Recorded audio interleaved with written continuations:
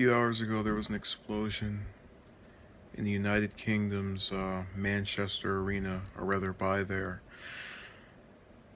This event was significant for resulting in 19 casualties, along with dozens of more injured, and taking place shortly after the conclusion of an Ariana Grande concert.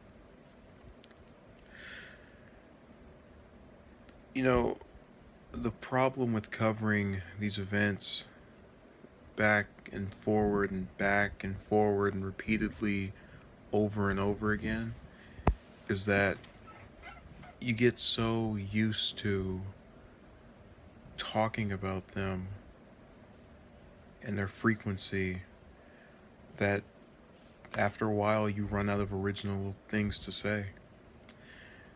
This event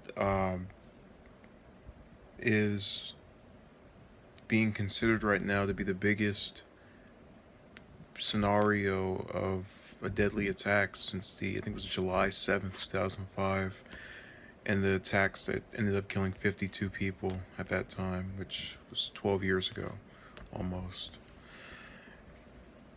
But there is something that can be learned here. Now, officers moved in quickly, they took control of the situation, and I think the law enforcement in the UK did a fine job. But I would argue this attack highlights the weakness of the individuals involved, whom we currently don't know the identity of.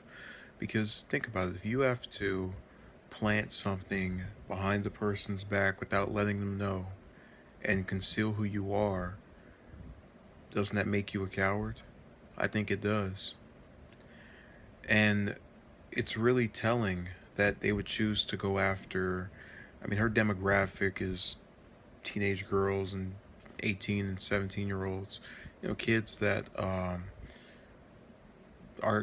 likely not suited to defend themselves in that particular situation. But I guarantee you the individuals responsible for this will claim that they are tough, they are strong, they are powerful, they're able to make change with their weaponry. And it's so easy to use violence to misconceive yourself into believing that you have strength, when in reality all you have is something that can inflict damage physically to that person, but can also result in every other type of damage to you. There's no telling what those parents are going to want to do to the parties involved once we find out who they are. And there's no doubt there will be consequences, both legal and just in their public image, for these individuals when they are discovered.